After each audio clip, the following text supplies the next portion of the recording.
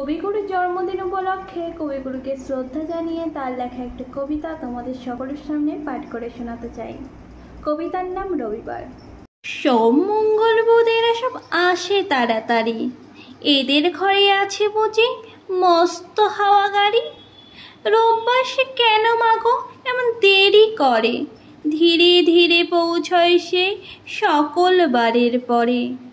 আকাশ পারে তার বাড়িটি দূর কি সবার চেয়ে, সে বুঝি মা তোমার মতো গরিব ঘরের মেয়ে।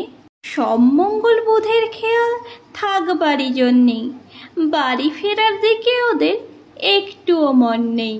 রোববারকে কে যে এমন বিষম তাড়া করে, ঘণ্টাগুলো বাজায় যেন আধ ঘণ্টার পরে। আকাশ পারে বাড়িতে তার কাজ আছে সবচেয়ে, সে বুঝি মা তোমার মতো গরিব ঘরের মেয়ে। সব মঙ্গল বুধের যেন মুখগুলো সব হাঁড়ি, ছোট্ট ছেলের সঙ্গে তাদের বিষম আড়াআড়ি।